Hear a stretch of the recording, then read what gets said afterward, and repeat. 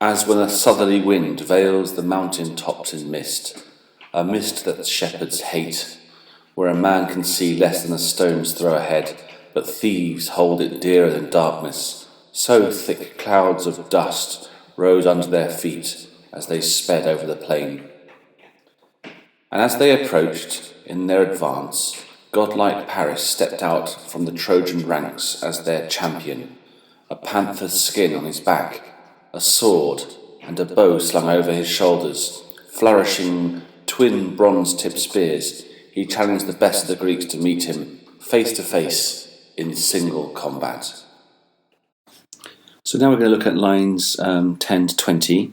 We'll break it up into two sections, I think. And this section is to do with a cloud of dust that arises as the armies advance. And we also see in the second half Paris readying himself and his weapons for the fight. I think what's interesting in lines 10 to 14 is that we've got a sort of fresh simile coming in, thank goodness. And I think it not only illustrates the clouds of dust as they march, restricting visibility to a stone's throw, but the shepherds high up in the mountains are one of Homer's symbols for isolation and potential menace. And here everything is shrouded in mist, and they are at the mercy of sheep rustlers, etc. Okay, and the very first word, eute, ute. Now that normally just means when, but this is one of the few places, in fact there's only two, here and I think in book 19, where ute is used in place of eute, okay, which we've already had in line 3. So I'm going to translate it as when, so they can introduce this second simile. Another word we need is koruphe, he, which is a feminine, of course, and that means the peak. We've got this verb, which comes from katecheo. Katecheo means to pour down on. And the last word, another feminine, he omichle, which means mist. So if we want to go for a really literal translation, we should probably start with this ut, which has been contracted because of the orios form, and then of course we looked for the subject, and that subject is notos, notos, which is the south wind with capital letters. Okay, the south wind personified. So just as when the south wind, now the verb is katechuen, okay, so just as when the south wind pours down mist omichlein from the mountain peaks. Okay, now let's I'll put up a nice translation, of course, to go with that. Let's look now at line 11, and we've got quite a few words here which probably might be a bit new. We certainly got words in here that you should know, but let's just try that one. So oros being one of them, a mountain, of course, we just had. This word poimesin, it comes from the word poimein and poimenos, which is a shepherd. So poimenos is a shepherd, and this uti should be translated perhaps as not at all. Uti. Philos, as you know, is dear to or loved by, and kleptes, a kleptomaniac, comes from the verb klepto, a thief, and this little particle te indicates a generalization, and it's commonly used in similes, as we've seen already. And emino comes, it's related to agathos, isn't it? And of course it's a comparative, so it'll be followed by a genitive, so it's better. Amino and agathos. Okay, so that's the words. Shall we go for a rough translation? So poimesin, as you can see, is in the dative. uti, not at all, not at all loved or beloved to shepherds. Okay, and this klepte looks like it's in the dative as well. De te nuktos ameno. But to a thief, it is better than night. So altogether then, so for shepherds, not at all beloved, but for the thief, better than night. So we're coming towards the end of this simile, and we've got the inclusion of these minor comparisons, night and stone's throw, and more broadly the sharp visual observation of details that are typical in a sense and yet moving and suggestive in themselves. So let's complete this metaphor then, shall we? So it starts off with this word tosonte, hosonte. These come together, so they go as a pair. Tosonte and hosonte. This te is for generalizations, and it means as far ... as. So as far as. Tosonte, hosonte. The tis just means someone, a person, as you probably know. Epiluso, the verb, means to see ahead. See ahead.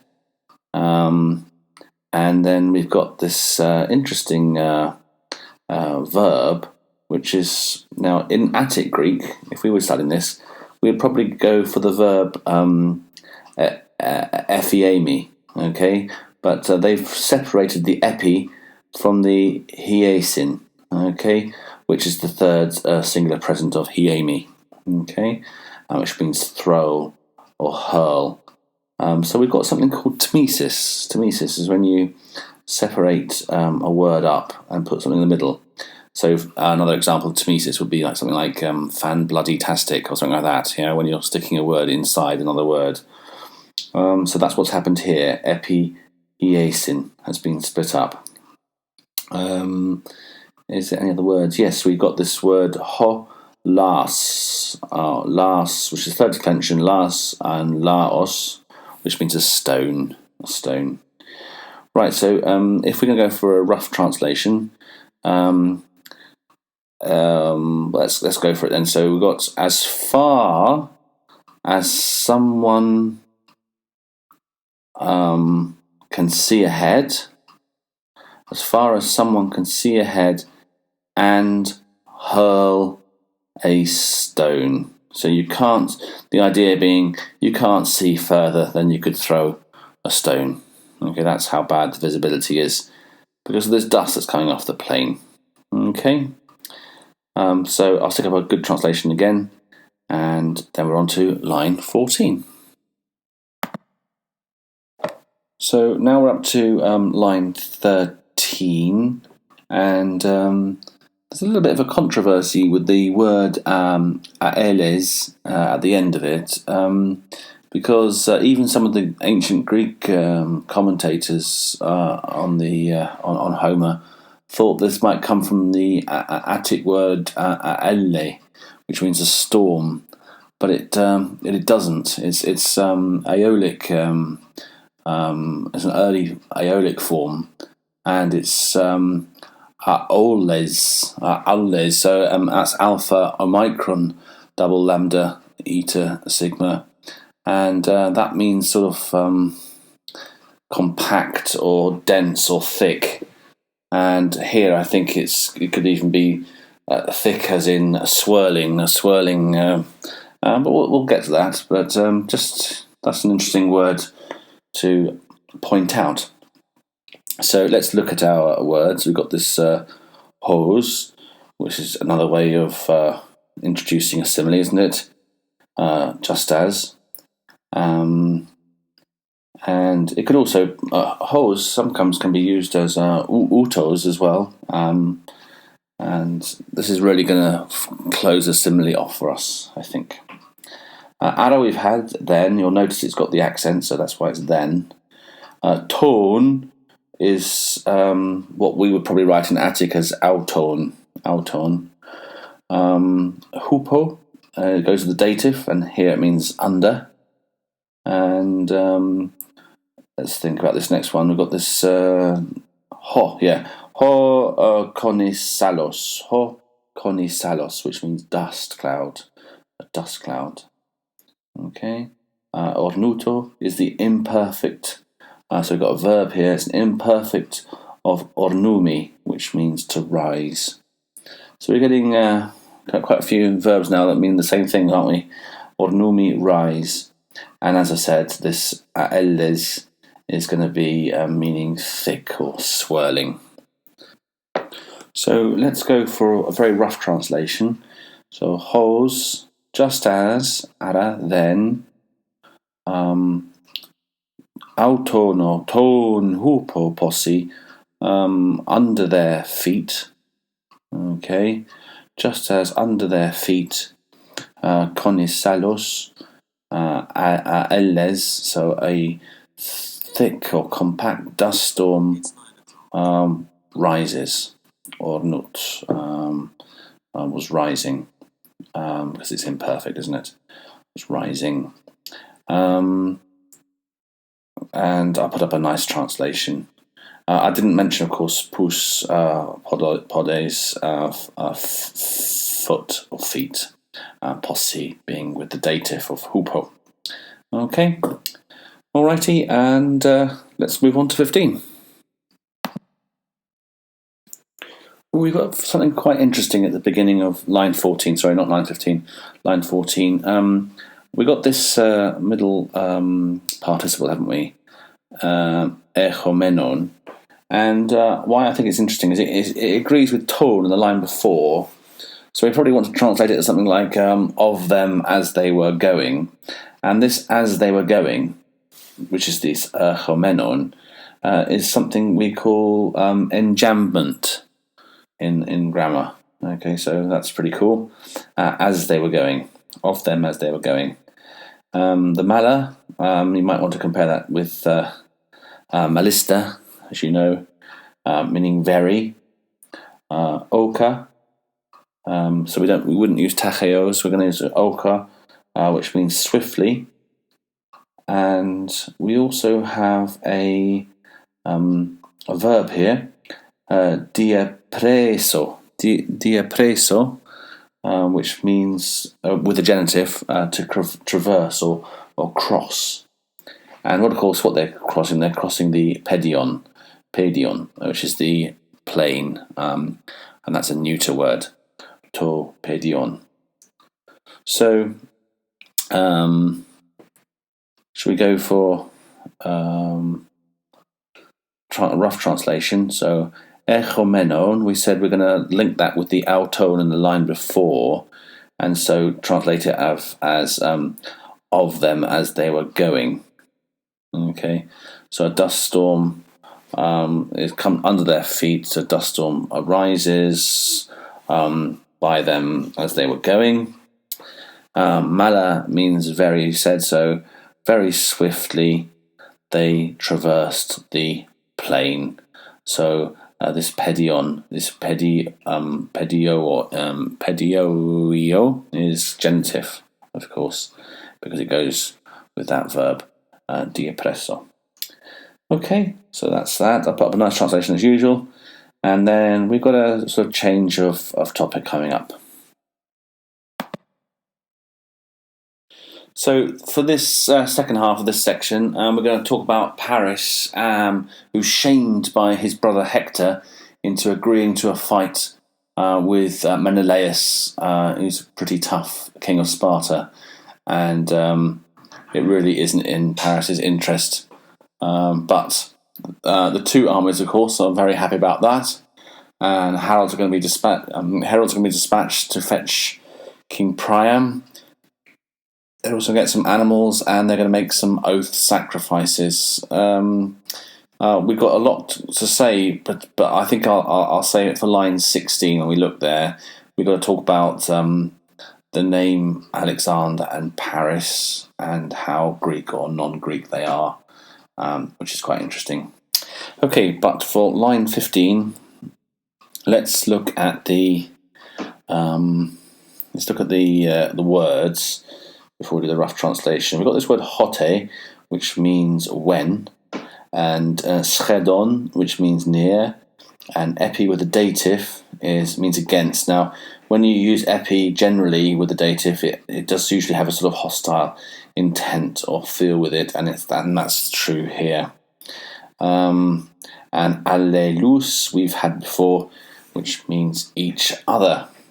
So let's talk about a rough translation for this and see how that goes. So let's do the rough translation then. So hoide is going with eontes as the nominative, isn't it? And so it's the ones that are going from Amy, not to be, but to go. I suppose you can think of it as like the advance guard or something like that, I suppose. The ones that are going, the ones that are marching. So they then at last near were. So when they were near at last and going on top of almost on top of each other. Okay, when they're about to march into each other. Okay, so that's the idea. Hoide, iontes, the marching ones. Hote, then, finally, near were, on top of each other. Okay, so that's the idea. Then when they're getting so close that they're about to march into each other. So in this line 16, we've got this interesting verb, promachizen, and that means something a little bit more than what we could have expected, which is promachos. Now, a promachos is a frontline fighter, okay? Almost a spear fodder, okay? So a promachizen, a little bit different, because it implies going out to fight as by oneself. You know, sort of like the scouts in front of the army who might take a few pot shots at the enemy and going out scouting in front of the army. Okay, and we know in other books, for example, in book 17, that the Achaeans don't like this. They tell people not to do this, not to go out looking for trouble ahead of the main body of men.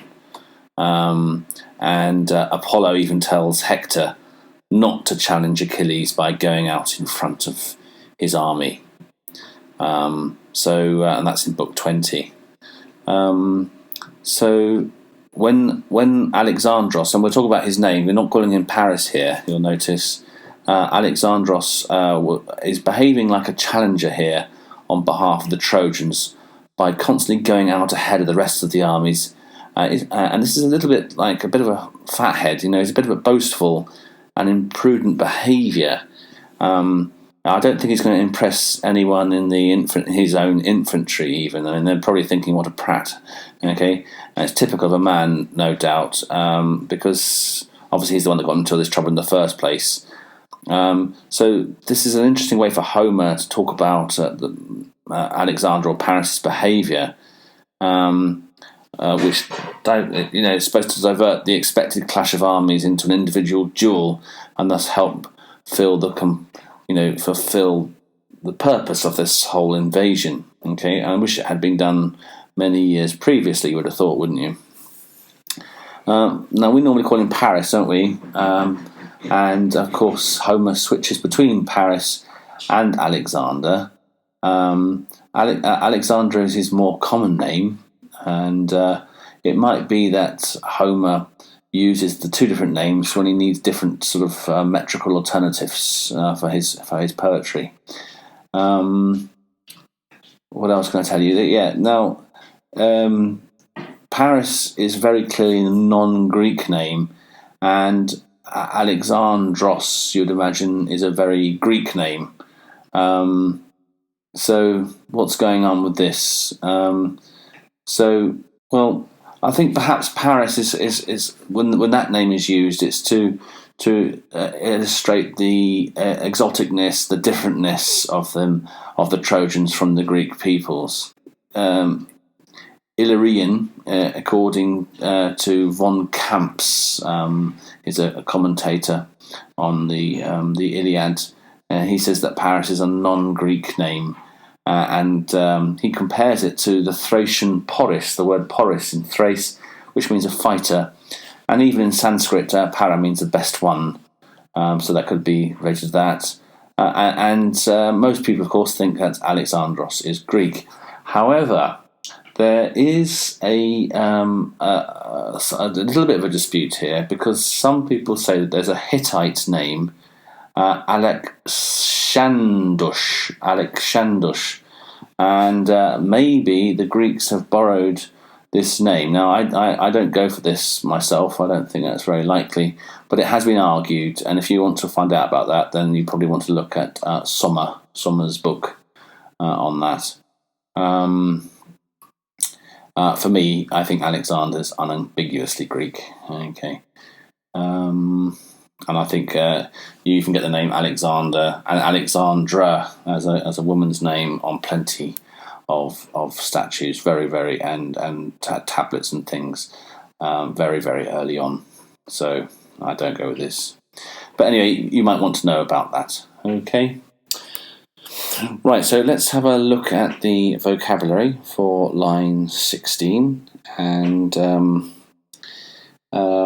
so we talked about this promachizo, okay, which is obviously coming from pro and machomai. It's a little bit different from promachomai, doesn't it? Because we said it's going out scouting and looking for a fight in front of your army rather than just being a frontline soldier. So to come forward as a champion might be a good translation. Theoides is one of these nice Homeric epithets, isn't it?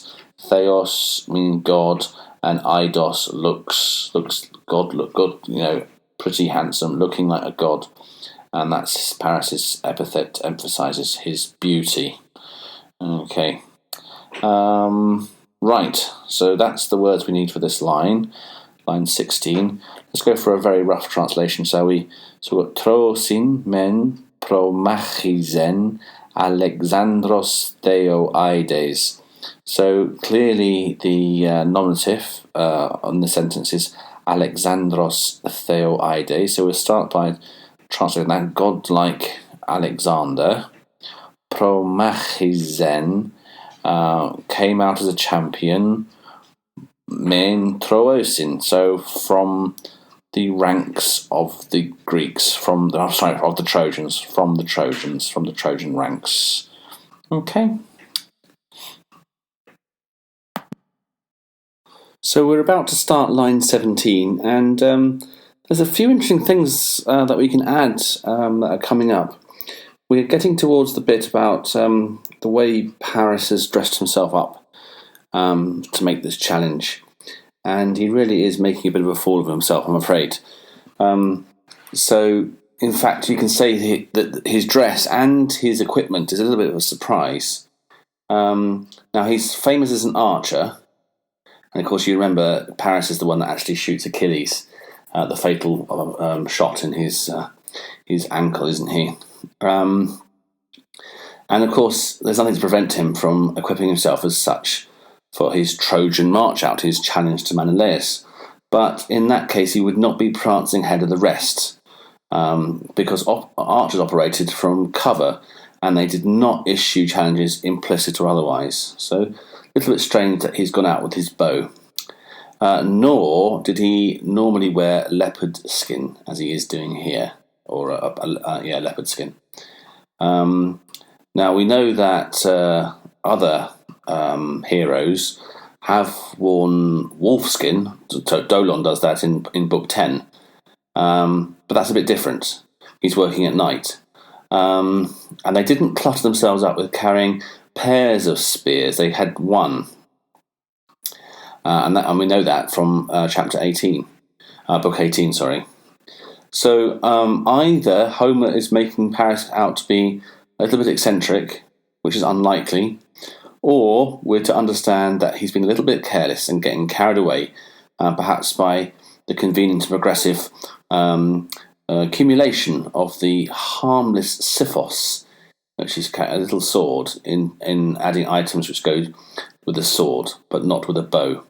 So, I suppose, making a modern comparison, it's like turning up, in the British Army and to fight amongst the infantry, and you've kitted yourself out like you're Rambo or something. He's just way over the top for what he wants to do. So the word for leopard skin, as we just talked about, is the pardele, which you can see at the beginning of line 17, and that's feminine. And of course, this leopard skin is going to be draped over his shoulders, and the shoulder, of course, is omos. Okay. Of course, we know he's got a bow, which is a toxon, and that's a neuter word, toxon. And this bow is curved, campulos. Okay, so campulos, it means curved, a nice curved bow. So a rough translation of 17 would be the verb, which here is participle, echon, having, in the nominative, having pardalein, a leopard skin, homosin, on his shoulders, kai, and toxa campula, and a curved bow. So, have a look at the translation. I'm going to put it up, of course, but that's the best we can do for it as a rough translation.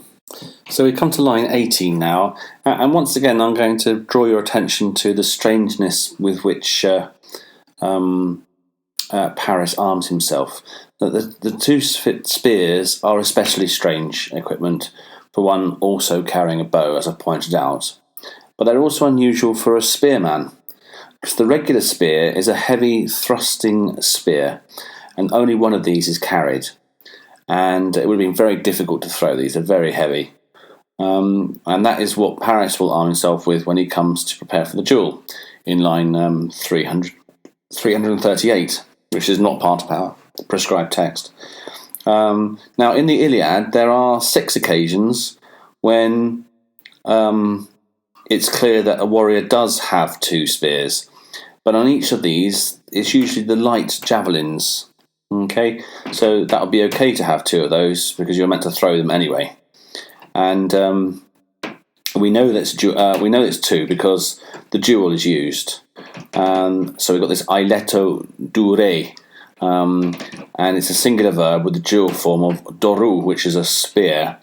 We've got this dure. Okay, now this, as I say, happens 6 times, whereas every time else we get talk of a spear, a doru, it's always in the singular, and that happens more than 100 times in the Iliad. So, I think this is really rather peculiar, the way he's gone way over the top in his armaments. Right, so let's have a look at the vocabulary for line 18, and we start off without, we've got this word, what have we got? We've got altar, again, that's how he started off this book, meaning but it's, and of course, stronger than de. Doruto, we just talked about that, as a neuter word for spear. And remember, this is a thrusting spear. Now, this dure, which I've talked about, is accusative dual, meaning 2 spears. Then we have, and interestingly, we've got a perfect passive participle in ke koruthmenos. Ke koruthmenos, okay? So that's perfect passive participle. And that comes from the verb korusso, okay? And it means tipped with. And of course, what's it going to be tipped with? Well, chalkos, bronze. Ho chalkos, bronze. So let's go for a rough translation, shall we? So we've got kai siphos, and a sword, a stabbing sword. Autar dure, and but dure duo. Now it's stressed that he's got 2 spears, Kekoruthmena chelko, tipped with bronze. Okay, right, so let's put up the translation and get on to line 19. So let's look at the general picture in line 19. Paris is actually wielding, and that's Palone, he's wielding these spears, presumably one in each hand, and it does rather look like he's specifically challenging the Argives, in this case, Argives, people from Argos, but it really does mean all the Greeks. Argos, of course, is the area surrounding Agamemnon's city. He's king of in Mycenae, isn't he? But by Argives we mean all of the Greeks. He's being, as we said, he's being a bit of an idiot. And if you notice, the verb is prokalizeto, is in imperfect, and we can understand that as meaning was continuously throwing out challenges to all of the best Greeks, the Greek heroes, and he's doing this in front of his own army. Now, I get the impression that the idea is that he's trying to provoke a fight and sort of run back to his ranks and then get involved in a fight. I don't think this means here an individual fight. He's not calling out a name and saying, just you and me, let's have it out. No, he's like jeering and generally trying to wind them up and then run back to the safety of his troops, it looks like. But it's not impossible that he could mean to stand and fight individually. But then, if that's the case, then it sort of doesn't make sense about what's going to happen when Hector has to basically have a big brother talk with him about the way to behave. Right, so let's have a look at the words. So we said pallo is a verb which means to shake or brandish, and we've got this prokalizomai, and that's pro-kaleo, to call forward or challenge. The aristos, which comes, obviously, we've had better and best now, comes from agathos, isn't it? Aristos, the aristocracy, if you like, the idea of best or the nobles. Okay, so if we wanted to translate this, then we've got palon in the nominative, and we've got a verb pro-kalizeto. So, brandishing or shaking, we can imagine in his spears, brandishing. He continuously called out challenges to all pantas, all of the nobles of the Greeks, Argaion of the Greeks. So, brandishing his spears, he continually called out at all the best, or the nobles of Greece. So let's finish off this 20th line for this video with the just recalling that we've had more on similes. The first simile in this video was building up an atmosphere of confusion as the two sides come face to face. They're raising so much dust on the plain that they can barely see ahead. And the starts and the ends of the similes in the Homeric poems are clearly identified, aren't they? So far we've learnt. We've had words as ute, ute, and hosper and hose. And the sorts of things you should be thinking about are how does the mention of kleptes affect the mood of this simile, and how is Paris dressed and armed, and what sort of a fighter does he seem to be, judging from lines 16 to 20. Those are the sorts of questions you might get in an exam, aren't they? And hopefully you recognise some of your GCSE vocabulary. So we've had aristos from agathos, erchomai, esan, ion, iusa, ion from Amy, meaning to go, klepto, kleptomaniac, machomai, nux, light, siphos, sword, oros, pas, pus, meaning a foot. It's all been there. So without further ado, let's get on to the vocabulary for line 20. We start off with this with antibion. So we've got the adverb there, and it's anti plus bia, and bia meaning force. So force opposing force, or full on, antibion, full on. Okay, and then we've got this adjective, enos, on. Okay, and that's just terrible or grim. And we also have the word de iotes, Do you notice that diaresis? Okay, deiotes, which means it's a feminine word and it means battle or combat. So let's go for the rough translation, shall we? Before I put the final translation. So Antibion machesastai. So I've got a nice infinitive there. En aine deioteti. Okay, deioteti. That's better. Okay, so how are we going to go about translating that? In terrible battle. We haven't got a nominative in this line, have we? Oh, we haven't got a verb even. So in terrible battle, full on to fight in terrible battle. Antibion, full force, full on, force opposing force, full on to fight in terrible battle.